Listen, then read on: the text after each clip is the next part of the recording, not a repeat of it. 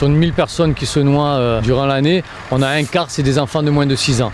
D'où l'importance de bien surveiller ces enfants. C'est la priorité à tout instant, sans les lâcher de vue une seconde. Dans les piscines privées, c'est là où est la problématique. Il faut bien entendu sécuriser la piscine en mettant des barrières.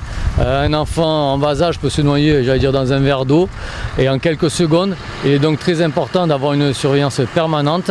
Dès le plus jeune âge, leur apprendre à nager. Il y a ce qu'on appelle les anses aquatiques ou les bébés nageurs qu'on appelait avant. Il faut que les parents lâchent leur téléphone portable, se concentrent sur leurs enfants, quitte à se baigner avec leurs enfants, c'est ce qu'il y a de mieux. On peut bien entendu aussi acheter et leur mettre des bouées adaptées à leur âge, bien entendu à la norme CE. Mais ça ne remplace pas la surveillance. Ah, tout à fait. La surveillance, c'est la première des choses à faire et c'est non-stop, c'est on continue en permanence. On ne doit pas lâcher des yeux son enfant. On pourrait dire, comme une sorte d'image qui vient en tête, c'est qu'on n'abandonnerait pas son enfant sur une bande d'arrêt d'urgence près de l'autoroute. Eh bien, il ne faut pas abandonner son enfant sans surveillance près d'une piscine.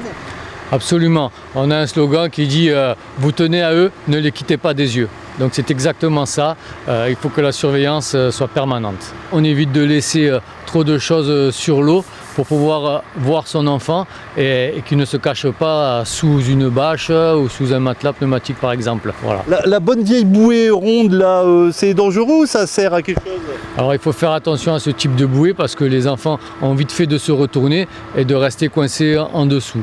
Donc il vaut mieux peut-être prendre des gilets flottants, adaptés bien entendu à l'âge, bien fermés pour éviter justement ce type de noyade. Après il est aussi intéressant aux parents d'essayer de se former aux gestes de premier secours parce que bien entendu les délais d'intervention restent quand même importants suivant votre lieu d'habitation.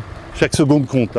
Exactement, chaque seconde compte. Donc dès les premiers secours, même apportés par les parents, la famille, les enfants, ça permet une chance de survie beaucoup plus importante. Un numéro d'urgence à appeler? Le 18 ou le 112.